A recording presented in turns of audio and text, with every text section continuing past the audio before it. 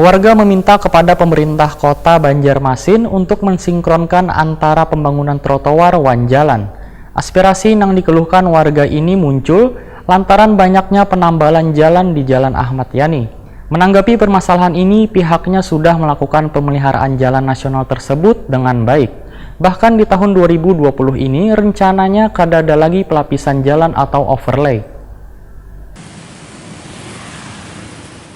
Warga meminta kepada pemerintah kota Banjarmasin untuk mensinkronkan antara pembangunan trotoar wan jalan. Aspirasi yang dikeluhkan warga ini pun muncul lantaran banyaknya penambalan jalan di Jalan Ahmad Yani. Menanggapi permasalahan ini, Kepala Bagian Tata Usaha Balai Besar Pelaksanaan Jalan Nasional 11 Banjarmasin, Muta'al Badrun, mengitakuni Prima TV usai peresmian jalan trotoar di Jalan Ahmad Yani Banjarmasin Timur, Rabu 5 Februari 2020 memadahkan. Pihaknya sudah melakukan pemeliharaan jalan nasional tersebut dengan baik. Bahkan di tahun 2020 ini, rencananya akan ada lagi pelapisan jalan atau overlay, dikarenakan akan lebih difokuskan pada pengerjaan pembangunan trotoar di sepanjang Jalan Es Parman hingga ke Jalan Hasan Basri Kayutangi, Banjarmasin Utara. Mengenai aspirasi warga tentang pemeliharaan jalan, ujar Muta'al Badrun, pihaknya akan mengerjakan pelapisan jalan yang menjadi bentuk perawatan wan pemeliharaannya.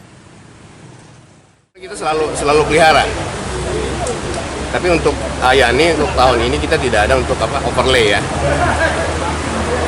Keluhan masyarakat Pak, banyak tambah sulam, apa upaya balai memperbaiki ada?